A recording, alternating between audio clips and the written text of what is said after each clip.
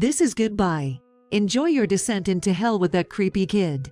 One day, I developed mysterious spots on my face, and my body quickly wasted away, making me look like a ghost. I had to be hospitalized, and during my stay, my husband Nicholas left our young daughter Sophia and moved out. In a panic, I rushed home, only to find a divorce form with Nicholas's name on it and a loan agreement making me a co-signer without my consent on the dining table.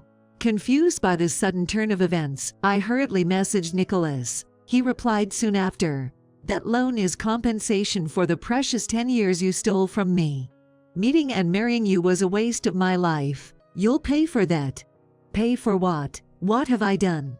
I was speechless at Nicholas's words. As I stood there confused, checking the account to transfer the debt repayment, Sophia shouted, "Absolutely not. Sophia, but I have no idea what should I do." As I muttered this, Sophia smiled and said, "Don't worry, I've got it covered." What?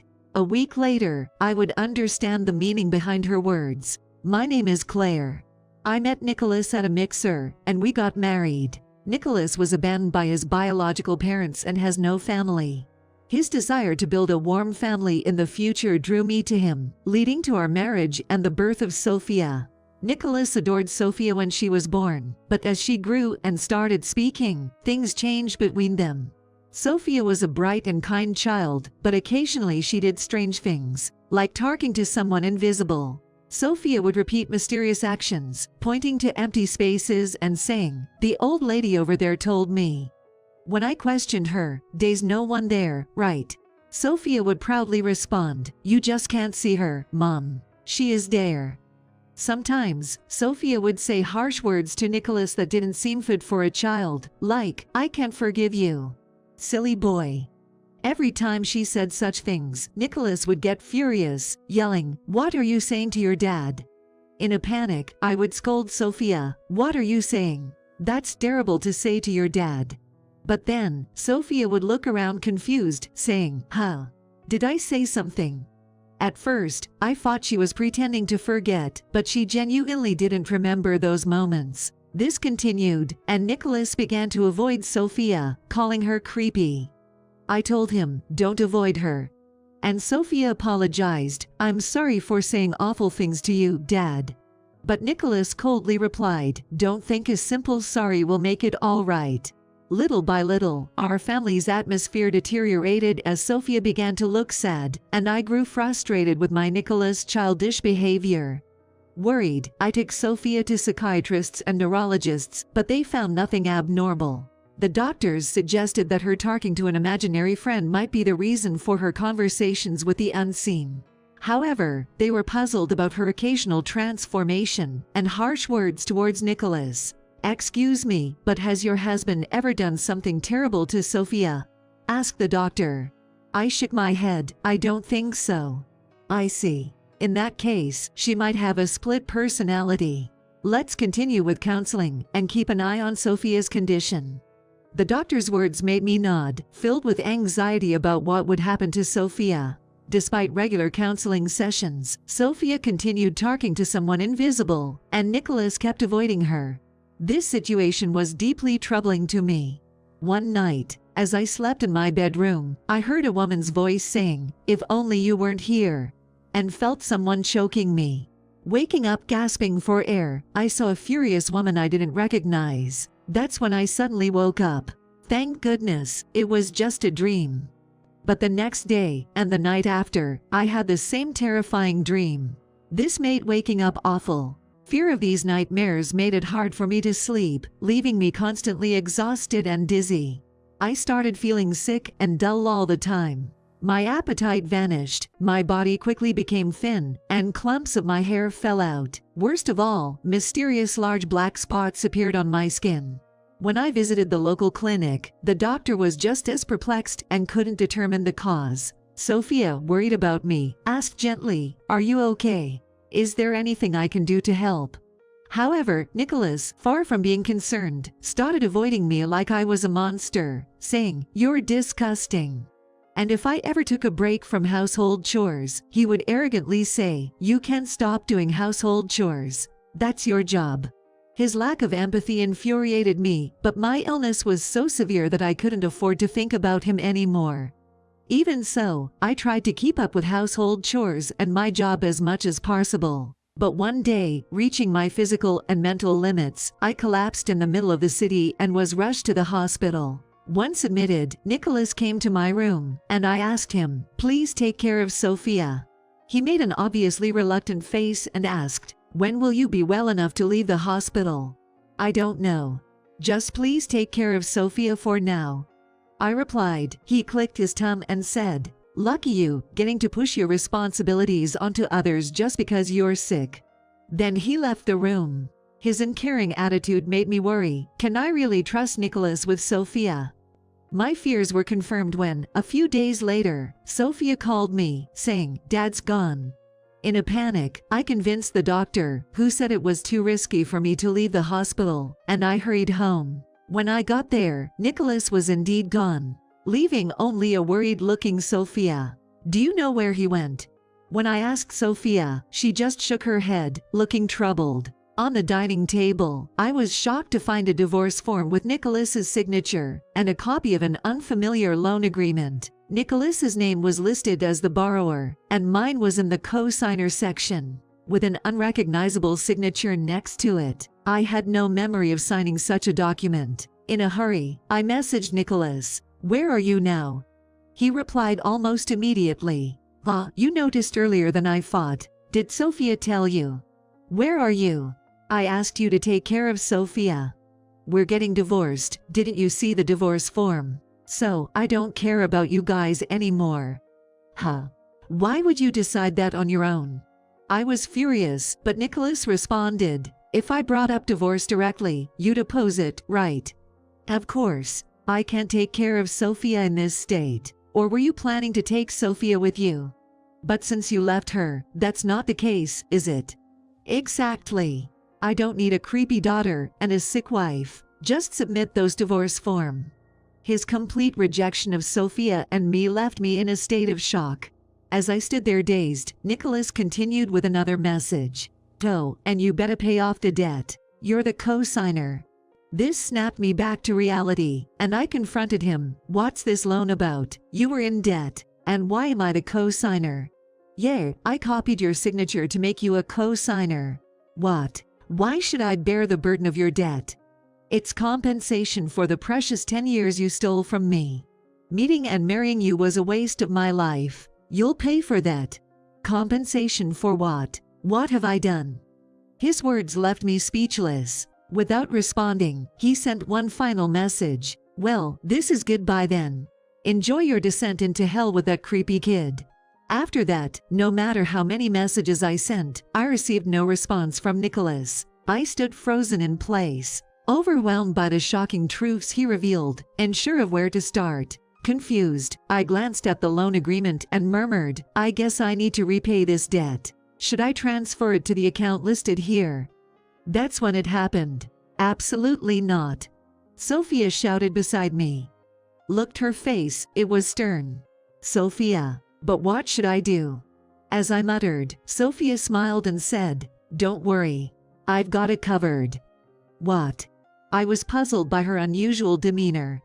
Later, I took Sophia and returned to my parents' house. After hearing the situation, my father was furious at Nicholas but told me, "Don't pay a single penny of that debt. The moment you do, you'll be obliged to pay as the co-signer." His words made me relieved that I hadn't hastily repaid the debt. My mother also advised me, "It's tough, but don't rush into a divorce. Settle the debt issue first, but your health comes first. Once you're well, then you can think about the future." I nodded in agreement. I decided to rest at my parents' house, and strangely, from that day on, the spots on my skin began to fade, and my health improved. The nightmares stopped, I slept well, and my appetite returned. Why am I getting better? Is it the environment here? I wondered, planning to look for Nicholas once fully recovered. However, about a week after arriving at my parents' house, Nicholas suddenly showed up, banging on the gate, shouting, "It's me. You're here, right?" Hesitantly, I went to the entrance and was shocked to see Nicholas. He was in a pitiful state, resembling how I looked a week before. His face was covered in spots, his body emaciated, his hair messy and partly bald, as he looked just like me a week before. I muttered to myself, forgetting my anger at Nicholas. "What happened to you?" He explained, "This started happening gradually about a week ago. He haven't been able to sleep, and these large spots started appearing all over his body. He feel terrible every day, dizzy and unwell. Despite going to the hospital, they couldn't find the cause, and she's in the same condition." He said and pointed to her next in him. Nicholas's mistress, standing next to him, was just as wretched looking as him. "Who's she?" "My girlfriend." "Girlfriend? Is she the one you're having an affair with?" "It's not an affair. She's my serious partner. We've been in love for a while." "That's called an affair." Ignoring my comment, Nicholas continued, "However, we can't live like this. So, I came here to talk to you, hoping to find some clue to cure this illness." He then scrutinized me. "You seem to have recovered. How did you do it? Tell me."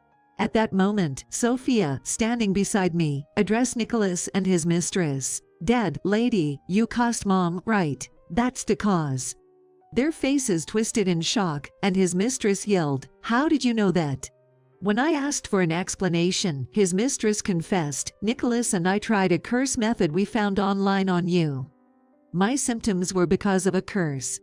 I exclaimed in surprise. Sophia explained, "Yay. The old lady told me Mom was cursed, and I asked what should I do. Then she said, I'll return the curse." Turning to Nicholas and his mistress, Sophia said, "Just like the old lady said, the curse came back to you." Nicholas's face contorted in anger, and he turned it towards his mistress. "This is your fault for doing such a foolish thing as cursing. You were eager to participate too. I never thought it would actually work. It's your fault for not divorcing your wife sooner. That's why we ended up cursing her." They started blaming each other. To the bickering couple, I said, "You were having an affair, so pay compensation." Nicholas yelled back, "We're divorced, so it's not an affair." I counted, "The divorce isn't final since I haven't submitted this." Showing them the divorce form, Nicholas left. "You haven't submitted that yet." Seeing Nicholas's eyes widen in surprise, I said to him, "You've been having an affair with this woman for over a year, haven't you?" When I showed him a photo of him and his mistress being affectionate, he was shocked and exclaimed, "How did you get that photo?" It was in a password-protected folder in our computer. We used a shared computer, which had password-protected folders. Only Nicholas could open the folders. Sophia answered his question. "The old lady told me, your dad is having an affair. Here's the proof," and gave me the password. "She always watches you." "Who is that old lady?" Frustrated, Nicholas asked. Sophia replied emotionlessly, "She is your mom. She says, 'Silly son, I raised him wrong.'" Nicholas turned pale, and when he tried to lash out at Sophia, saying, "What creepy things are you saying now?" But then, my father pushed him away, shouting, "What are you doing to my granddaughter?" He had been listening our back. I coldly asked him, "Weren't you abandoned by your parents?" When I confronted him, unable to say anything and looking down, I told him, "I can't believe anything about you anymore. Just pay me compensation and let's get divorced, and I won't pay a penny of your debt." Frustrated, Nicholas bit his lip and begged, "At least tell me how to break the curse." I coldly replied, "I don't know how, and you're just reaping what you sowed. You brought this upon yourself." After that, we officially got a divorce. I'm now living peacefully with Sophia at my parents' home. I agonized over whether to let Sophia see Nicholas after the divorce, but she said she didn't want to see him, so I respected her decision. However, sometime after the divorce, Nicholas showed up at our home again. "I'm sorry for everything. I want to be with Claire and Sophia again." Though he recovered enough to work, his appearance, worsened by the incident, never returned to normal, and he's reportedly struggling with the whispers about his looks at work. On top of that, he's living in near poverty, burdened by the compensation, debt repayment, and child support. His mistress and he rapidly grew apart after the curse incident and recently split up. Hearing this, I felt nothing but that he got what he deserved. My father coldly told him, "Just go away." Please, I have nowhere else to go." Attempting to cling to me, he was pushed away by my father. My father and I said to Nicholas, "You don't belong here. Leave now. We'll call the police." Nicholas wept, "No way." 6 months later, I asked Sophia about her grandma. Sophia said, "Grandma's there."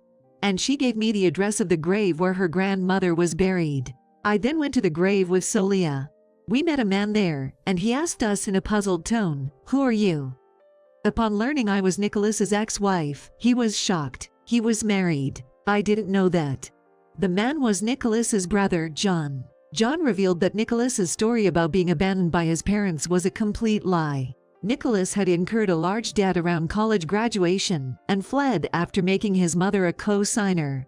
His mother worked tirelessly to repay the debt and eventually passed away due to overwork. I was appalled, having sympathized with Nicholas's fabricated story of abandonment to win my sympathy. I realized leaving him was the right decision. The grandma Sophia saw was indeed Nicholas's real mother, advising against paying his debts, likely due to her own experience. I'm grateful to my unseen MILF for her guidance. Over the years, Sophia has grown up healthily and has turned 10 this year. It seems she no longer sees her grandmother or talks to unseen people, nor does she make faces as if someone else has taken over her. But Sophia tells me she feels someone warmly watching over her even now. I'm deeply grateful to my Mill, who I believe still watches over Sophia.